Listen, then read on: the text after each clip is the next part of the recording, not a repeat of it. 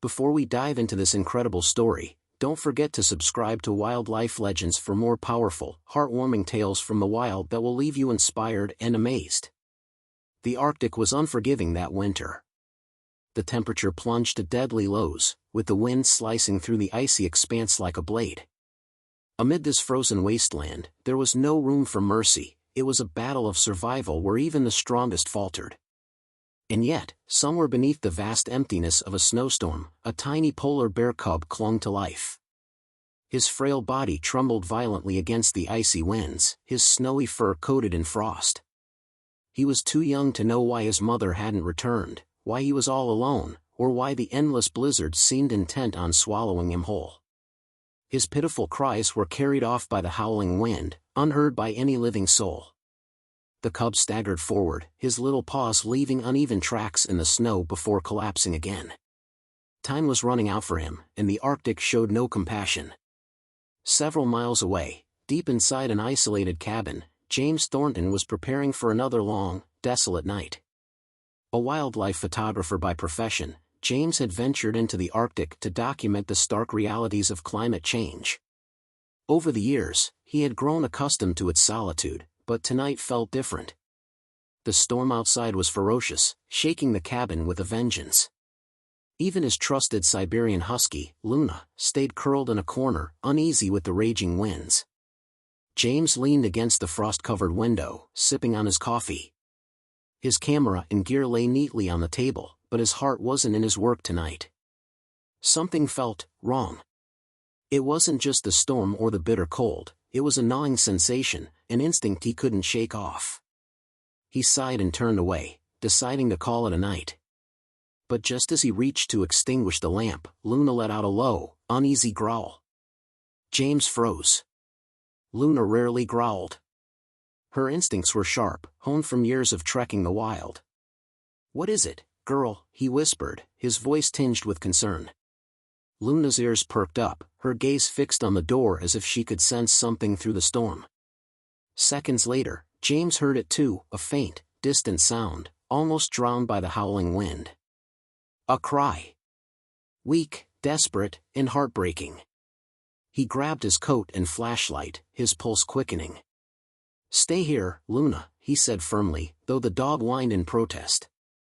James knew better than to wander into a storm, but his gut told him this was no ordinary cry. Wrapping his scarf tightly, he opened the door, and the Arctic wind hit him like a freight train. It was so cold it burned, and visibility was almost zero, but the sound was clearer now. It was a cry of distress, unmistakably from an animal. James pushed through the storm, his flashlight cutting weakly through the swirling snow. Each step was a struggle, his boots sinking into the deep drifts, but he pressed on. The cries grew louder, tugging at his heart. He couldn't explain why, but he felt an overwhelming need to reach whoever, or whatever, was out there. After what felt like an eternity, he saw it, a tiny figure huddled against a rock, barely visible against the white expanse. His heart clenched as the beam of his flashlight fell upon the frail body of a polar bear cub. The cub was emaciated, its ribs visible even under its thick fur. Frost clung to its eyelashes, and its shallow breaths were labored, as if each one might be its last. James's mind raced. Where was its mother? Why was it alone? He knew polar bear cubs rarely survived without their mothers, especially in conditions like these. But there was no time to think. The cub wouldn't last much longer in the cold. Slowly, carefully, James approached, speaking softly despite the storm. "Hey, little one," he murmured, his voice shaking from both the cold and emotion. "It's okay. I'm here to help." The cub flinched at first, its instincts telling it to fear the towering figure approaching. But it was too weak to move, let alone run. James crouched a few feet away, removing his gloves despite the biting cold. He extended a hand, letting the cub catch his scent. "It's okay," he repeated, his voice steady now. "I won't hurt you." After a few tense moments, the cub stopped trembling, not from warmth but from a faint flicker of trust. James reached out slowly, his hands gentle as he scooped the fragile creature into his arms. It was lighter than he expected, a stark reminder of how close it was to starvation. The cub let out a weak whimper, pressing its tiny head against his chest, as if sensing the safety he offered. James turned back toward the cabin, shielding the cub with his body as he fought against the wind. Each step was a battle, his muscles screaming in protest, but he refused to stop. This little life in his arms depended on him, and he wasn't about to let it slip away. By the time he stumbled back into the cabin, he was exhausted, his face numb from the cold. Luna barked excitedly, circling him as he gently laid the cub down near the fire. He worked quickly, wrapping the cub in blankets and preparing a makeshift bottle with warm milk. As he held the bottle to the cub's mouth, tears stung his eyes. The little one drank slowly, its tiny body relaxing for the first time in who knew how long. James felt a lump in his throat as he watched the cub fight for life. This wasn't just a polar bear, it was a symbol of everything humanity was losing. He stroked the cub's head gently, whispering, "You're safe now. I've got you." The storm raged on through the night, but inside the cabin, a fragile peace had settled. The cub lay bundled in blankets near the fire, its breathing steady now, though its small frame still shivered occasionally. James sat on the floor beside it, his back against the couch, exhaustion weighing heavily on him. Luna had finally calmed down, lying a few feet away, her curious eyes fixed on the cub. James couldn't sleep. His mind was racing, piecing together the grim reality of the situation. The cub was clearly malnourished, and without its mother, its chances of survival in the wild were close to none. He'd seen documentaries and read countless articles about how climate change was destroying the polar bear population, but this was different. This wasn't a statistic on a screen or a tragic image in a magazine. This was real, breathing, and lying right in front of him. He reached for his notebook, flipping through pages of his research notes and sketches. His trip to the Arctic had been meant to capture the stark beauty of the region, to document the effects of melting ice caps, but now it felt like fate had handed him a much more personal story. He glanced at the cub again, its tiny body rising and falling with each breath. "You're a fighter," he murmured softly. "And I'm going to make sure you make it through this."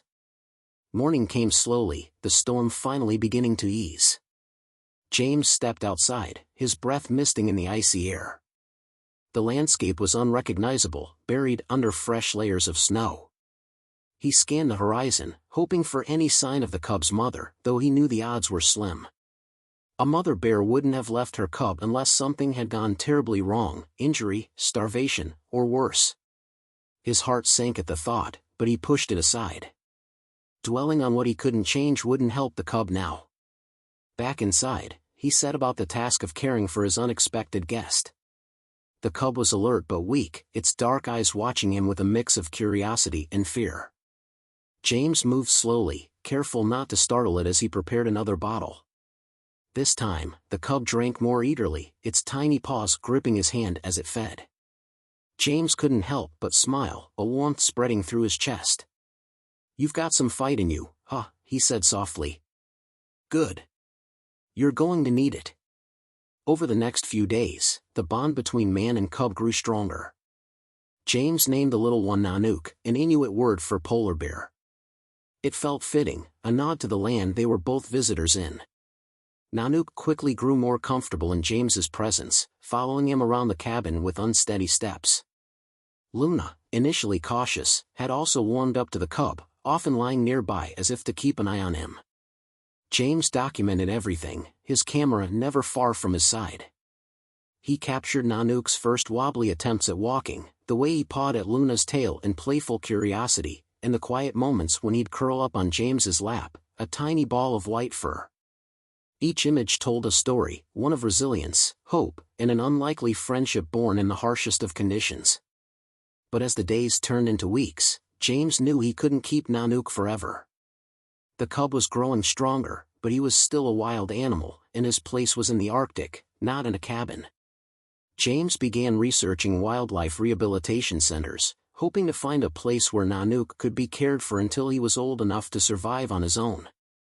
It was a daunting task, the nearest center was hundreds of miles away, and the journey would be treacherous. But James was determined. Nanook deserved a chance, and he would do whatever it took to give him one. One evening, as James sat by the fire with Nanook and Luna, he couldn't help but reflect on the strange twist of fate that had brought them together.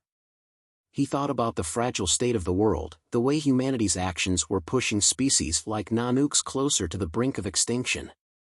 The cub's survival wasn't just a personal mission for James, it was a symbol of something much larger. If he could save one life, perhaps it could inspire others to act before it was too late. He picked up his camera and began recording, speaking directly to the lens. "This is Nanook," he said, his voice steady but filled with emotion. "I found him alone in the middle of a storm, starving and freezing to death. He's just a cub, but he's already faced more challenges than most of us will in a lifetime. I don't know what happened to his mother, but I know this: he deserves a chance. They all do." James paused, glancing down at Nanook, who was nestled against his leg, fast asleep. "We've done so much damage to this planet, and it's animals like him who pay the price. But it's not too late to make a difference. We can still change the way this story ends." He set the camera down, his mind racing with plans. Tomorrow, he would begin preparations for the journey to the rehabilitation center. It wouldn't be easy, but he had no doubt it was the right thing to do. As he watched the firelight flicker across Nanook's sleeping face, James felt a renewed sense of purpose. This wasn't just about saving a polar bear cub, it was about restoring hope, one life at a time. As the days passed, James began preparing for what would undoubtedly be one of the most challenging journeys of his life. The Arctic was unforgiving, and even the slightest miscalculation could mean disaster. But James knew that staying put wasn't an option. Nanook was growing stronger every day, but he needed more than James could provide. The rehabilitation center, hundreds of miles away, was his best hope. James spent hours mapping out a route. The center was located across a stretch of treacherous terrain, frozen tundra, shifting sea ice, and narrow fjords. The weather was unpredictable, and the risk of encountering predators was ever present. James had to plan meticulously, ensuring he had enough supplies for himself, Luna, and Nanook. The sled would carry essentials: food, a medical kit, camping gear, and a small insulated enclosure for the cub. On the morning of their departure, James stood outside the cabin, taking a deep breath of the icy air. The snow-covered landscape stretched endlessly before him, shimmering under the pale light of the Arctic sun. Nanook sat in the sled, bundled in blankets, his dark eyes scanning the world around him with a mix of curiosity and apprehension. Luna stood beside James, her posture alert and ready. "All right, team," James said, his voice steady despite the knot in his stomach. "This is it. We've got a long road ahead, but we'll get there. I promise." The journey began with a cautious optimism. The sled glided smoothly over the snow, the rhythmic crunch of the runners breaking the vast silence of the Arctic. James kept a close eye on the horizon, scanning for any signs of danger. The first day passed relatively uneventfully, though the biting cold seeped into his bones despite his thick layers. At night, they set up camp, huddling together in a small tent for warmth. James fed Nanook carefully, ensuring the cub stayed hydrated and nourished. Luna curled up protectively around the cub, her presence a source of comfort for both of them. But the Arctic, unpredictable as always, soon reminded James of its ferocity. On the second day, the wind began to pick up, and dark clouds gathered on the horizon. By midday, a blizzard had descended upon them, reducing visibility to mere feet. The wind howled like a living thing, tearing at their clothing and threatening to overturn the sled. James struggled to stay on course, his face stinging from the icy pellets that lashed against him.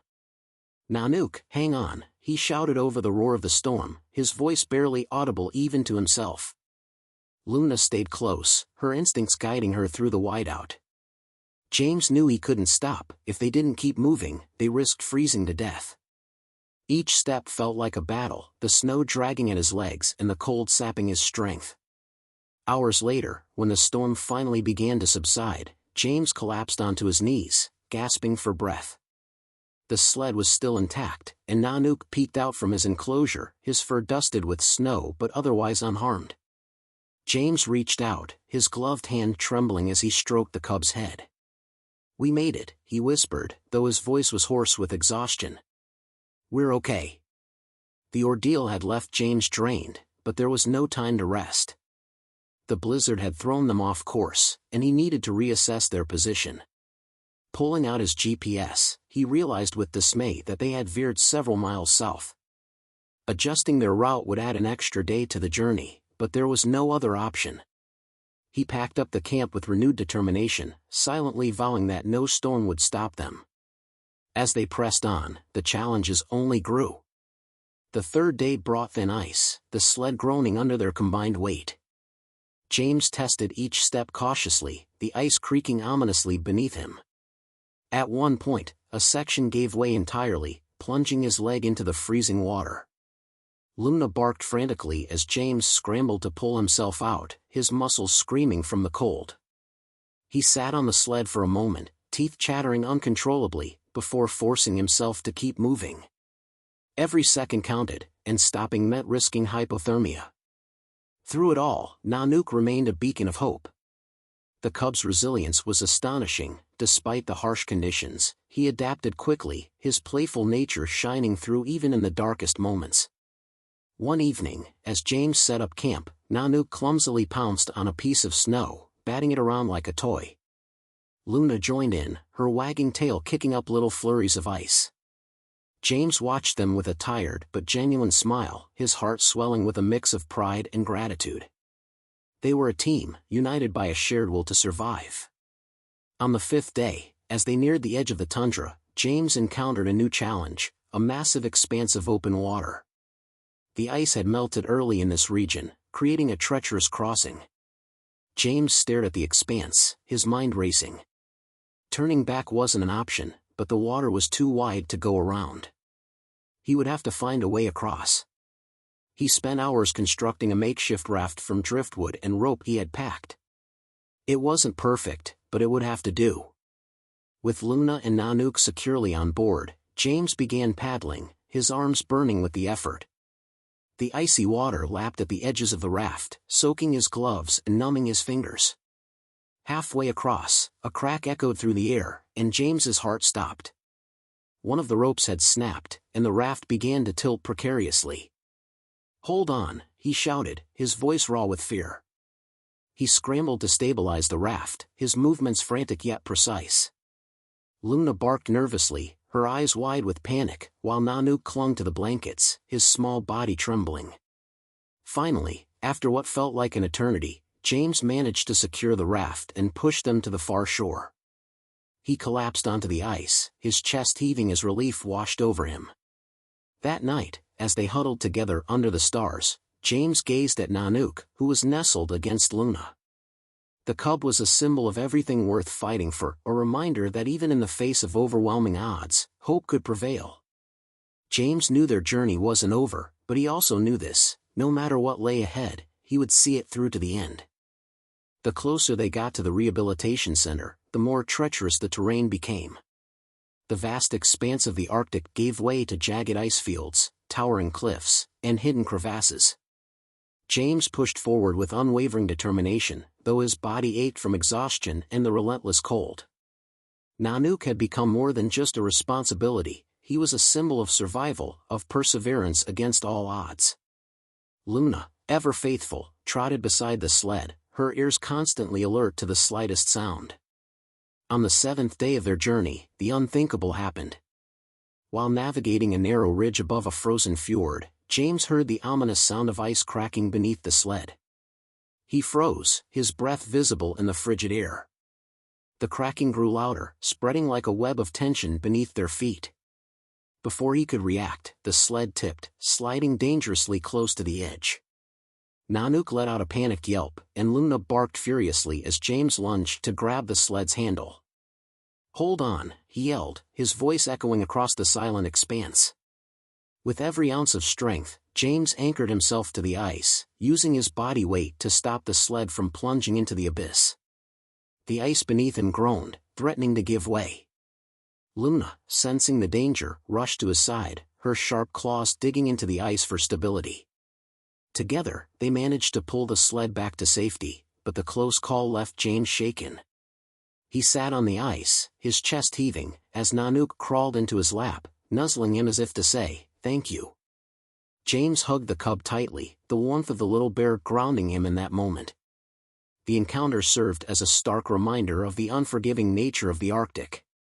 Every step forward was a gamble, but turning back was no longer an option. James steeled himself, determined to reach the center no matter the cost. Later that day, as they crossed a frozen river, James noticed something unusual. The distant horizon shimmered, and faint dark shapes moved against the stark white backdrop. His heart sank. Wolves. A pack of Arctic wolves had caught their scent and was following them. Luna growled low, her hackles rising as she caught wind of the predators. James knew they were outmatched. The wolves, driven by hunger, would not hesitate to attack. "We need to keep moving," he whispered, his voice tense. "Luna, stay close."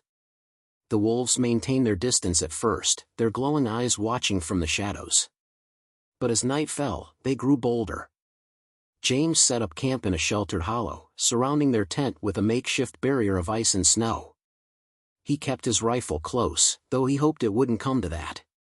Nanook huddled against Luna, his small body trembling with fear. James stayed awake, his senses heightened, listening for the faintest sound of approaching danger. Hours later, the silence was broken by the haunting howl of a wolf. It was answered by another, closer this time. James gripped his rifle, his palms sweaty despite the cold. Luna stood at the entrance of the tent, her body tense, ready to defend her family. The wolves emerged from the darkness, their eyes glowing like embers. They circled the camp, their movements calculated and deliberate. One wolf, larger than the rest, stepped forward, its teeth bared in a silent snarl. James raised his rifle, aiming carefully. "Stay back," he muttered, his voice steady despite the fear coursing through him. The standoff felt like an eternity, the wolves testing their resolve. Finally, with a low growl, the alpha signaled the pack to retreat. James exhaled sharply, relief washing over him as the wolves melted back into the shadows. The encounter left him shaken, but it also reinforced the bond between him, Luna, and Nanook. They were a team, united in their fight for survival. The wolves had tested their strength, but their resolve remained unbroken. The following day brought a welcome change. As they crested a hill, James spotted something in the distance, a radio tower. His heart leaped with hope. The rehabilitation center was near. The sight gave him renewed energy, and he quickened their pace, eager to put the hardships of the journey behind them.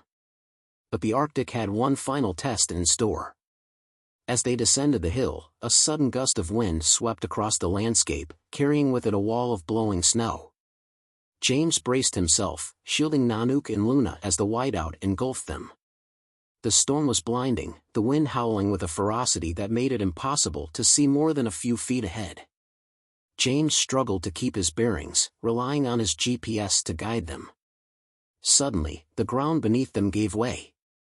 James, Luna, and the sled tumbled down a hidden slope, crashing into a snowdrift at the bottom. Dazed and bruised, James pulled himself up, frantically checking on Nanook and Luna. The cub was unharmed, thanks to the sled's insulated enclosure, and Luna shook off the snow with a determined bark. But their supplies had been scattered, and the GPS was nowhere to be found. James fought back panic, focusing instead on salvaging what he could. With Luna's help, he gathered the scattered items, though many were lost to the snow. He relied on his memory to navigate the remaining distance, trusting that the radio tower was still in the right direction. As night fell, the storm began to subside, revealing a clear sky dotted with stars. James pressed on, his legs heavy with exhaustion but his spirit unyielding. Hours later, just as the first light of dawn broke over the horizon, he saw it, the lights of the rehabilitation center glowing faintly in the distance. He collapsed onto his knees, tears streaming down his face. "We did it," he whispered, his voice choked with emotion. Nanook nuzzled him, his small paws pressing into the snow. Luna let out a triumphant bark, her tail wagging furiously. For the first time in days, James felt a sense of peace. They were safe. Nanook would get the help he needed, and their journey, though harrowing, had not been in vain. As James approached the rehabilitation center, the reality of their journey hit him with full force. The lights of the facility, warm and inviting, seemed like a beacon of hope after endless days of snow, storms, and survival. Luna trotted beside him, her exhaustion evident but her spirit unbroken. Nanook, snug in the sled, peeked out, his wide eyes taking in the unfamiliar sight. This moment felt surreal, a culmination of their shared struggle and unyielding determination. The staff at the center, dressed in heavy Arctic gear, rushed out to meet him. Their expressions shifted from curiosity to shock as they saw the sled, the tiny polar bear cub nestled inside, and James's weathered face. One of the staff members, a woman with kind eyes named Dr. Emily Carter, stepped forward. "My God," she said, her voice filled with both awe and concern. "You've been through hell, haven't you?" James nodded, too overwhelmed to speak. He gestured to Nanook, who let out a small sound as if to introduce himself. "He's been through worse," James finally said, his voice hoarse. "He needs help." Emily crouched beside the sled, her movements slow and deliberate to avoid scaring the cub. "You've done an incredible thing," she said softly, looking up at James. "We'll take it from here. He's safe now." Hearing those words, James felt a wave of relief so profound that his knees buckled. Emily and another staff member caught him, guiding him into the center. Luna followed closely, her protective instincts still on high alert. Inside, the warmth was overwhelming after weeks in the brutal cold. James sank into a chair, his body finally allowing itself to rest. While James recovered with a hot drink and a blanket, the staff began their work with Nanook. The cub, though wary at first, quickly warmed to Emily's gentle touch. They examined him thoroughly, noting signs of malnutrition and frostbite but marveling at his resilience. "You've given him a chance," Emily told James later, her voice filled with admiration. "Without you, he wouldn't have made it another day." James shook his head. "It wasn't just me. Luna saved us more times than I can count. And Nanook, he's stronger than any of us." Over the next few days, James stayed at the center to recover and help Nanook acclimate to his new surroundings. The bond between them was undeniable. Nanook would often climb into James's lap, seeking comfort, and James couldn't help but feel a pang of sadness at the thought of leaving him behind. But he knew this was the best place for the cub. The center had the resources and expertise to ensure Nanook's survival and eventual return to the wild. The staff was amazed by James's story.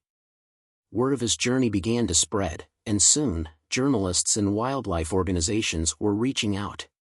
James, who had always shied away from attention, found himself in the spotlight. But he used the opportunity to highlight the bigger issue, climate change and its devastating impact on polar bears. "These animals are fighting a losing battle," he said during an interview. "Nanook's story isn't unique. It's happening all over the Arctic. We have to do something before it's too late." The world responded. Donations poured into the rehabilitation center, and awareness campaigns gained momentum. People were moved by James's bravery, Luna's loyalty, and Nanook's fight for survival. Their story became a symbol of hope and resilience, inspiring others to take action. As the weeks passed, Nanook grew stronger. His fur regained its luster, and his playful nature returned. James spent as much time with him as he could, knowing their time together was limited. One evening, as the sun dipped below the horizon, painting the Arctic sky in hues of pink and orange, Emily approached James. "We're preparing to release him back into the wild," she said gently. "He's ready." James felt a lump form in his throat. He had known this day would come, but it didn't make it any easier. "Will he be okay out there?" he asked, his voice tinged with worry. Emily placed a reassuring hand on his shoulder. "He's stronger than ever, thanks to you. And we'll track him to make sure he's safe." The release day was bittersweet. A small team transported Nanook to a remote location, far from human settlements, where the ice was still thick and prey abundant. James accompanied them, unable to imagine not being there for Nanook's next chapter. As they reached the drop-off point, Nanook hesitated, his small frame dwarfed by the vast expanse of ice and snow. He turned to James, letting out a soft sound that tugged at James's heart. "You've got this, little guy," James whispered, crouching down to meet Nanook's gaze. "You're going to do great out here. Just stay strong." Nanook nuzzled against him one last time before stepping onto the ice. James watched as the cub ventured farther and farther away, his white fur blending into the Arctic landscape. Luna sat beside James, her head tilted as if she, too, was saying goodbye. As Nanook disappeared from sight, James felt a mix of pride and sorrow. The Arctic, for all its beauty and brutality, was where Nanook belonged. And James knew he had done everything he could to give the cub a fighting chance. Back at the rehabilitation center, James decided to stay on as a volunteer. The experience had changed him, igniting a passion for wildlife conservation that he couldn't ignore. He worked alongside the team, helping other animals in need and sharing his story to inspire change. Months later, James received an update from Emily. A tracker had spotted Nanook thriving in the wild, hunting seals and navigating the ice with ease. The news brought tears to James's eyes. Nanook had made it. Against all odds, he had survived. James stepped outside, the Arctic wind biting against his face. He looked out at the endless expanse of white, feeling a profound sense of connection to this frozen world. It was harsh, unforgiving, and beautiful, a reminder of both the fragility and resilience of life. As he stood there, Luna by his side, James felt a renewed sense of purpose. The Arctic wasn't just a place to survive, it was a place worth fighting for. And as long as there were creatures like Nanook, James knew he'd never stop fighting.